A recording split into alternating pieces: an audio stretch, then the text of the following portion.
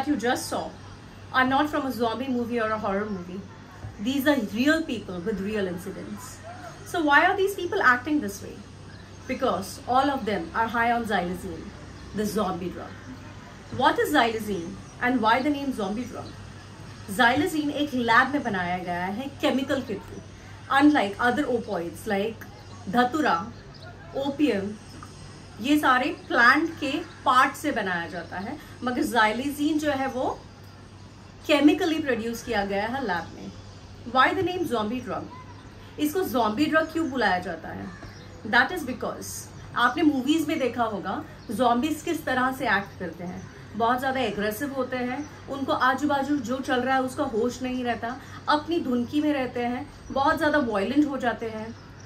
तो ये सारे बिहेवियर्स zombies के जैसे बिहेवियर पेशेंट्स में दिखने लगे जो xylazine को एडिक्टेड थे.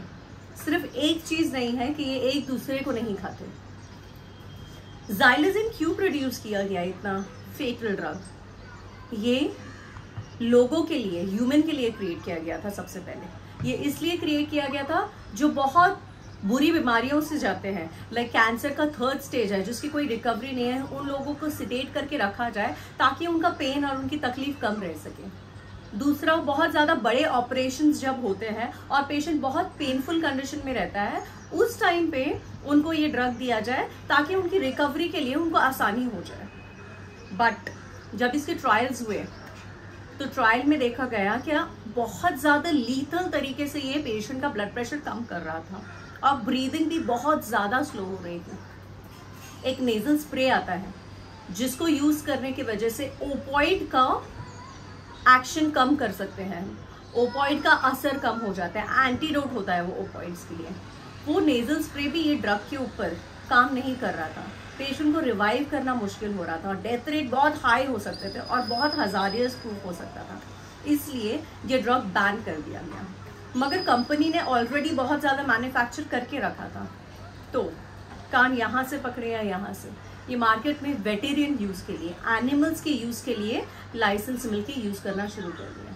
तो ये एनिमल्स के लिए बड़े बड़े जैसे एलिफेंट, जैसे जिराफ, जैसे हॉर्स, उन लोगों को सिडेट करने के लिए यूज़ किया जा रहा था. अगर कोई एनिमल को इंजरी हो गई है, ये एनिमल की तबीयत ख़राब है, वो बहुत ज़्यादा एग्रेसिव हो गया है, तो उसको ये मेडिसिन दे के सुला दिया जाएगा और उसको हॉस्पिटल तक लेके जाने के लिए या उसकी रिकवरी होने तक वो शांत रहेगा.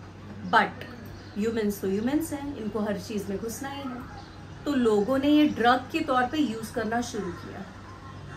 ये सबसे पहले प्रोड्यूस हुआ था चाइना में फॉर दिस यूज़.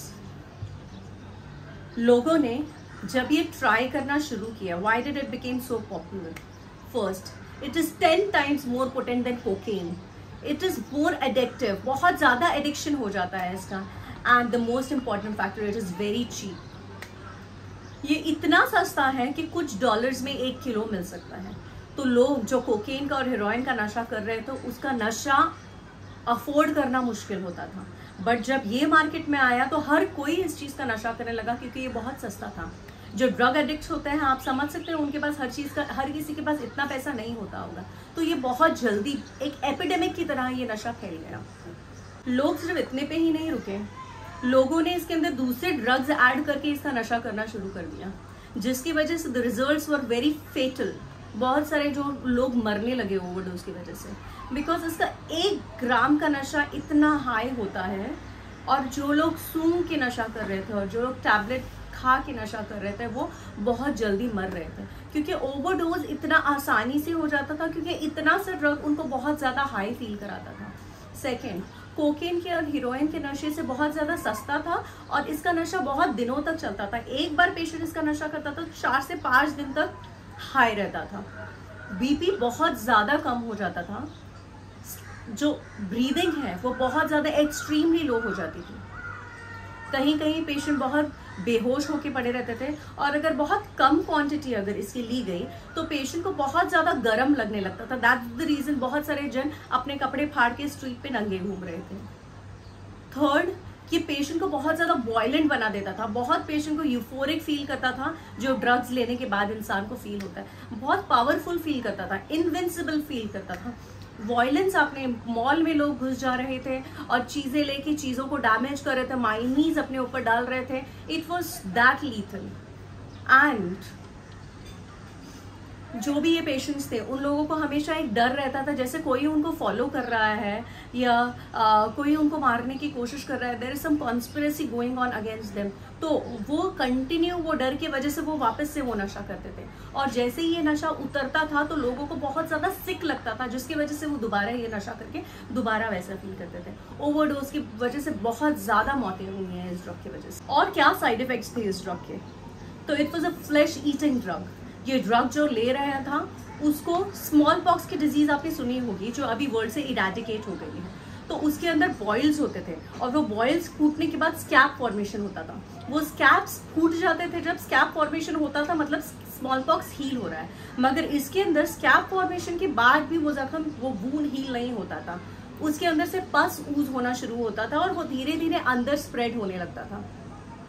जो लोग, first I will give you an example of Tracy मैकेन।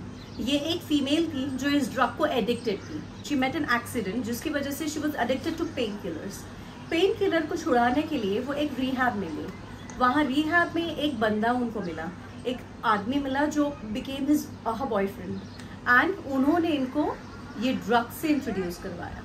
तो वो छोड़ने गई थी पेन किलर का नशा, बट शुरू कर दिया उन्होंने ज़ाइलज़ीन का नशा। ज़ाइलज़ीन वो लेने लगी तो वो इतनी ज़्यादा एडिक्ट हो गई कि she lost her family completely, she lost herself completely. वो, उन्होंने इससे पहले कभी इतना नशा, उन्होंने तरह तरह के नशे किए थे, मगर इतना हैवी नशा उन्होंने कभी नहीं किया था। वो इंजेक्शन जब ले रही थी तो उनका पैर जो है वो सड़ने लगा, जैसे मैंने बताया स्कैब फॉर्मेशन शुरू होके ऊज होने लगा। तो उनको लगा मे बी शायद मैंने इन्फेक्टेड निडल यूज़ की, या तो वो ड्रग कंटैमिनेटेड था जिसकी वजह से मुझे इन्फेक्शन हो गया। वो डॉक्टर के पास गई, डॉक्टर ने उनको ड्रेसिंग की, डेब्रिमेंट किया और उनको बताया ड्रेसिंग किस तरह से करनी है। धीरे धीरे वो जख्म उतना ज़्यादा बढ़ गया कि उनका पैर एम्प्यूट करना पड़ा। फिर भी वो वहाँ पर रुकी नहीं, she started injecting her arms के अंदर भी उनको वैसे ही जख्म हो गए। तब उनको पता चला it is not because of some infective needle और infective drug, it is because of xylazine. इसके वजह से उनको ये जख्म हो रहे हैं, ये इंजुरी हो रही है, और उनका हाथ भी सड़ना शुरू हो गया। उसके बावजूद शी वॉज गोइंग, एक पैर पे, व्हील चेयर पे, she was still going and buying xylazine. It is that addictive. और वो इंजेक्शन वो अपने आर्म में, जो आर्म सड़ रहा था वही इंजेक्ट कर रही थी, ताकि अब मेरा आर्म खराब हो रहा है तो सिर्फ मेरा यही पार्ट खराब हो और बाकी का कोई पार्ट खराब ना हो। उसके बाद वो एक रिहैब में दोबारा से गई, जहां पर उन्होंने ठान लिया कि अब मुझे नशे छोड़ने हैं पूरी तरह से। उनके दोनों आर्म सड़ चुके थे, अगर वो वहीं पे ज़ाइलज़ीन का नशा बंद नहीं करती तो शायद उनके दोनों आर्म्स भी काटने पड़ते। वहाँ पर रिहैब में उनको दोबारा से एक आदमी मिला जो ज़ाइलज़ीन का नशा करता था, जिसके दोनों पैर एम्प्यूटेड थे, एक हाथ एम्प्यूट था, सिर्फ एक हाथ से वो काम करता था, व्हील चेयर पे था। उसके बावजूद वो अपने पैर में ज़ाइलज़ीन का इंजेक्शन लेता था, एम्प्यूटेड पैर के स्टम्प में। It is that addictive. जब मैकेन ने वो देखा तो शी थॉट कि मुझे, मेरा एंड ऐसा नहीं चाहिए, एंड शी बिकेम सोबर। ये उनका फोटो है 5 महीने सोबरिटी में। People who take xylazine become very violent. There was a medical student who after taking xylazine, उसका ब्रेकअप हो गया। मेडिकल स्टूडेंट का अपनी गर्लफ्रेंड से ब्रेकअप हो गया, उसकी वजह से he tried this drug xylazine to feel high and to come out of it. xylazine लेने के बाद लोगों का पेन का थ्रेशोल्ड इतना बढ़ जाता है कि उसने अपनी दोनों आंखें अपने हाथों से बाहर निकाल दी। And he chopped off his penis. He was in entire, his body was in entire blood जब उसको पाया गया, and he was naked. So this drug is that dangerous. So ये ड्रग की वजह से वायलेंस भी इतना ज़्यादा बढ़ जाता है। This is not a single case of violence, there are many more. ये ड्रग किस तरह से ह्यूमन के बॉडी में एक्ट कर रहा था, तो ये इंसान के दिमाग पे एक्ट करता था, जिसकी वजह से उसका डोपामिन और एपिनेफ्रिन इफेक्ट होता था।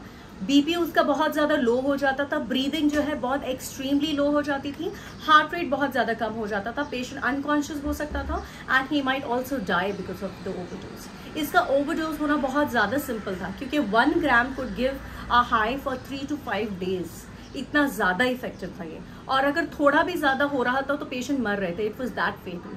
तो जब यूएस ने बहुत ज़्यादा स्ट्रिक्ट एक्शन लिया इस ड्रग के ऊपर, तो चाइना ने उसका मैन्युफैक्चरिंग कम कर दिया। एंड समहाउ कुछ चीज़ें तो पकड़ी जा रही थी एयरपोर्ट में, मगर 100% ये ड्रग सीज नहीं हो पा रहा था, जिसकी वजह से वो यूएस में एंटर हो रहा था। मगर बहुत ज़्यादा स्ट्रिक्ट एक्शन लेने के बाद जब चाइना ने उसका प्रोडक्शन कम किया, तब जाके ये कंट्रोल में आया और इसके पेशेंट्स जो है वो ड्रास्टिकली कम हो गए। So the moral of the story is, आपको कोई भी ड्रग, कोई भी चीज़ का नशा नहीं करना चाहिए। नशा अगर आपको करना है तो आपकी सक्सेस का करो, आपकी हेल्थ का करो। Do not fall in the trap. आप एक बार अगर नशा करोगे तो आप दोबारा करोगे। It is not good. Have a normal healthy life. आप जब नशा करते हो, देयर वॉज अ पेशेंट जो बहुत यंग एज में नशा करके मर गया।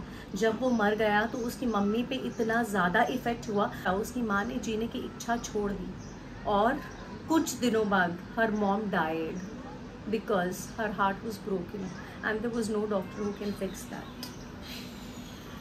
जब आप ये नशा करते हो तो सिर्फ आप नहीं मरते, आपके साथ आपकी फैमिली या आपको चाहने वाले लोगों पे भी बहुत ज़्यादा असर करता है।